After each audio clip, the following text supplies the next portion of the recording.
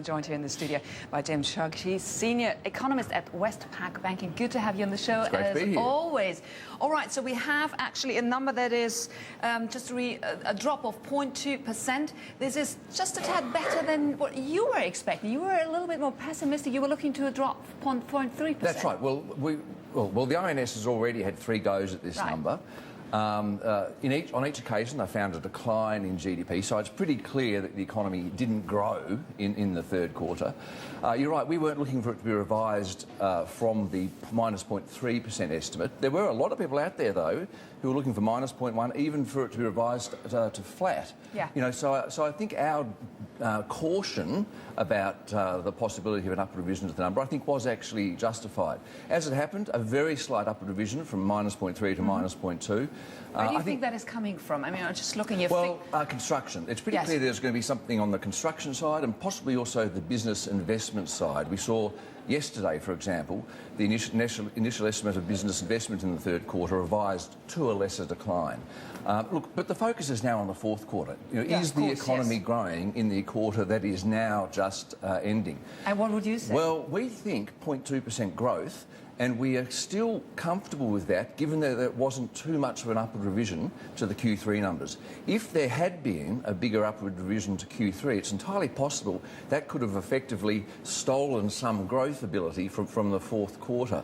I have to say, though, even with our 0.2% forecast, there probably is some downside risk attached to that. That's very interesting you're saying that, because yesterday the CBI came out, they revised their forecast for next year. They're a bit more positive, also in the fourth quarter, and they're expecting a growth of 0.5%. That's quite a big difference there with your forecast. 0.5 in the quarter? Or yes, in the quarter, okay. yes. That to us is a little bit too upbeat. I mean, we can argue about it because the quarter isn't even over yet. So where do you think now growth is coming from? Let's put it like that. It's pretty clear that I'm not sure if construction is really going to be contributing. What's happening is that construction is not falling as at rapid a pace. Right. Similar story on the business investment side. It may be that the weakness in the sterling is actually helping on the net export side a little bit. There's also clearly some spending going on the consumer side of things as people scramble to beat the VAT rate hike. Those sorts of factors may be helping the economy in the third quarter, but they're not really permanent and long-lasting factors. And our sense is that 2010 is actually going to be a pretty disappointing year for the UK economy. The consumer is going to the household sector is going to want to be saving more than spending.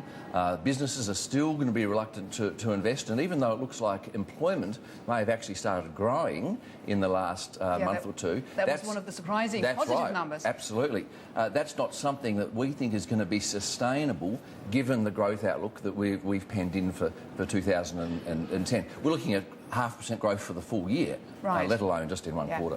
Very quick word, obviously US, completely different picture. Absolutely. Again, we're looking for growth in just under 3% at the moment, annualised in the third quarter. I think it was 2.8. It might get revised down a tiny bit.